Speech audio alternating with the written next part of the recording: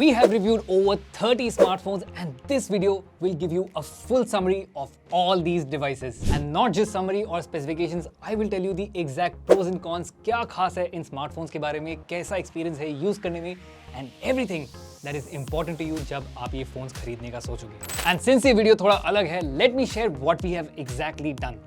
हमने सिर्फ वही स्मार्टफोन्स कंसीडर किया है जो जनवरी 2025 से मार्च एंड तक लॉन्च हुए हैं. I will briefly talk about 30 smartphones we have reviewed और आपको मैं बता दूं ये सारे स्मार्टफोन्स हमारे lab test, benchmark and real life experience के बेसिस पे आउट ऑफ 10 रेटेड है. There is no price bar for selecting these smartphones. After all हर किसी का अलग अलग बजट होता है, सो प्राइसिंग के बेसिस में we have divided these smartphones into 4 categories. और आप चाहे तो फोन्स पे डायरेक्टली स्किप कर सकते हो, टाइम मैंने लगा दिया है, but I will take one more moment to tell you कि भाई 2025 में स्मार्टफोन मार्केट में एग्जैक्टली चल क्या रहा है. फर्स्टली AI पे बहुत ज़्यादा फोकस है, स्पेशली अगर आप 50,000 के फोन्स को देखोगे. हार्डवेयर तो इंपॉर्टेंट रहेगा ही, लेकिन software experience has become so important with regards to AI. Second is durability. अब तो 15,000 के स्मार्टफोन्स में भी आपको IP68 एंड IP69 देखने को मिलता है. साथ में अब फोन्स प्रैक्टिकली पावर बैंक्स बन चुके हैं. You will easily see smartphones with over 5000 mAh battery capacity. अगर नहीं है, well, आप खुद से समझ जाओ कि वो फोन लेना चाहिए कि नहीं. और लास्टली एक ट्रेंड जो मैंने देखा है वो है स्मार्टफोन ब्रांड्स अब ज्यादा एक्सपेरिमेंट नहीं करना चाहते हैं in terms of design. Familiar design देखने को मिलता है, बट एक चीज है, budget smartphones have become very very powerful. Now speaking of the budget smartphones, let's start with the phones we reviewed under 15,000 between January to March. Let's look at two smartphones that really stood out. First is the Poco M7 Pro, which offers a fantastic 120Hz refresh rate AMOLED display in this segment. मतलब colors वगैरह are spot on while watching content. It also has a really good battery backup, charging speed अच्छी है and build quality भी बहुत ज्यादा सही है. थोड़े बहुत प्री इंस्टॉल्ड ऐप आपको देखने को मिलेंगे, but then that's just fine. Poco M7 भी लॉन्च हुआ था इस साल, which is a nice toned down version of the Poco M7 Pro. तो अगर आप वो स्मार्टफोन लेना चाहते हैं, well that's a good option अगर आपका बजट कम है. और अगर आपका बजट काफी ही कम है, then you can actually consider the Infinix Smart HD9, which is a great choice. Durability and design इसके हाइलाइट्स है. हाँ, बजट फोन है तो गेमिंग परफॉर्मेंस इज मॉडेस्ट. साथ में और भी फोन्स है इस सेगमेंट में जो लॉन्च हुए थे, and I am happy that this segment remains very competitive. There is Itel Xeno 10. अब चाहे तो आप पॉज करके प्रोज एंड कॉन्स देख सकते हो. Then there is also Redmi 14C, Itel A80, Realme P3X.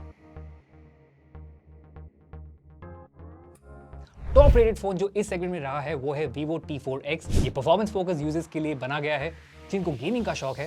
Cameras are also very good, battery life is excellent. अब जो नेक्स्ट सेगमेंट है, this is I feel is one of the most competitive in the market, because यहाँ पे लोगों को including my self they want top feature smartphones without paying a premium price tag. And जो last quarter था, we have seen multiple launches. जो top rated smartphones है, आप फिर से पॉज करके प्रोज एंड कॉन्स देख सकते हो. Performance and durability focus Poco X7 Pro and Poco X7. Design and clean Android focus Nothing Phone 3a Pro and Nothing Phone 3a. The gaming champion iQOO Neo 10R and the crazy modular smartphone HMD Fusion. और इस segment में Realme ने तो धमाल ही मचा दिया था. Most smartphone brands launch 1 और 2 devices. इन्होंने 20 से 30,000 के रेंज में सब कवर करके रखा है. बजट में देयर इज Realme 14 Pro, थोड़ा और बेटर एंड ओवरऑल परफॉर्मर चाहिए, मतलब cameras, batteries, design, there is Realme 14 Pro Plus. Gaming चाहिए with affordability, Realme P3 and Realme P3 Pro are there. And एकदम अल्ट्रा परफॉर्मेंस चाहिए तो Realme P3 Ultra is also there. But ये भी याद रखिए, buying a Realme smartphone has never been easy because there are so many options. Let me share some key trends without delaying so much. एक problem जो आपको Realme phones के साथ देखने को मिलेगा, and this has been common, is that इनमें आपको काफी सारे प्री इंस्टॉल्ड ऐप्स देखने को मिलते हैं. कुछ केसेस में आपको शायद 65 ऐप्स देखने को मिले when you set up the smartphone directly outside the box. But otherwise, all these Realme smartphones are great. जो डिजाइन को वैल्यू करते हैं, फास्ट चार्जिंग चाहते हैं, रिलायबल गेमिंग करना चाहते हैं और जिनको कैमरास पसंद है. Plus, there's a lot of focus on durability as Realme has been the only brand that consistently launched phones with IP69 rating.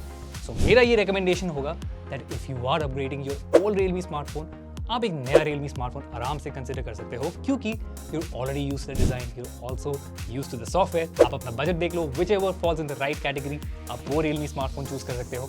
अगर आपको Realme स्मार्टफोन नहीं चाहिए, वेल थोड़ा रिवाइंड कर लो. इतने सारे मैंने आपको 30,000 के नीचे स्मार्टफोन्स के बारे में बोला है. Pros and cons you saw, you can consider one for yourself. अब अगर 50,000 वाले सेगमेंट को देखें, Again, this is a perfect budget for young office workers like me, but who are not content creators, बस जिनको एक फोन चाहिए जो अच्छे से मल्टीटास्किंग कर ले और आराम से उनके ऑफिस का काम निकाल दे। इस सेगमेंट में डिजाइन बहुत ज्यादा इंपॉर्टेंट है।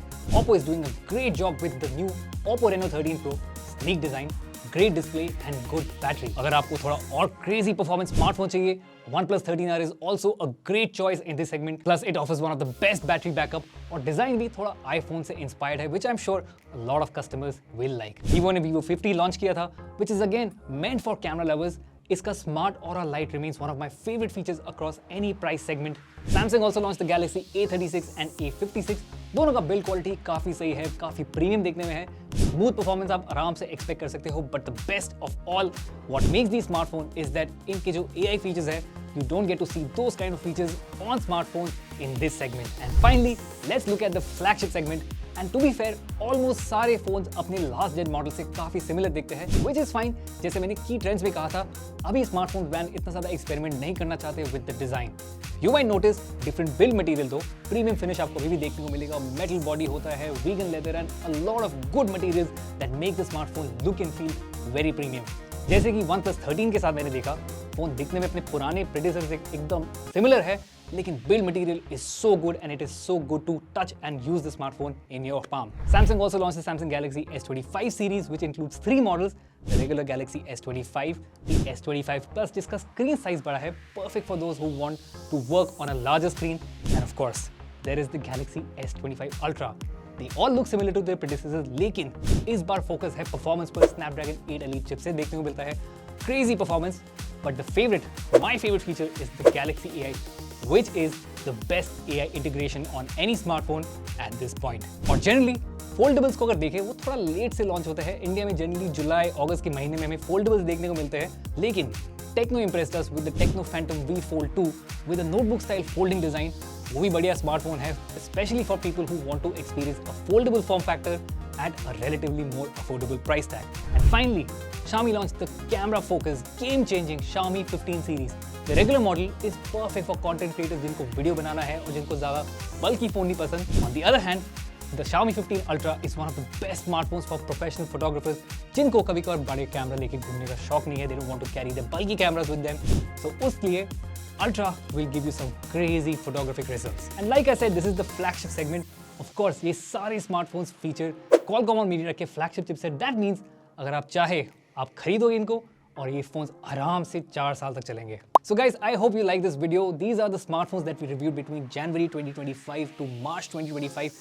Of course, these सारे smartphones इतने सारे testing के through जाते हैं. We put them through benchmarks, we do our real life tests, we do our lab tests. साथ में हमारे खुद के expertise भी काफ़ी काम के आते हैं understand करने के लिए कि ये phones में exactly खास क्या है. Like I said, ये सारे स्मार्टफोन्स आउट ऑफ 10 रेटेड है. अगर आपको फुल रिव्यू देखना है या पढ़ना है इन फोन्स का, well we have our 91mobiles.com. साथ में 91 मोबाइल्स का आप यूट्यूब चैनल फॉलो कर सकते हैं. If you want to watch video reviews of all these devices, do like, share and subscribe to show your support. वो मेनली मोटिवेशन होगा to make more such videos. I am Abhik, you are watching 91 mobiles and I will see you in the next one.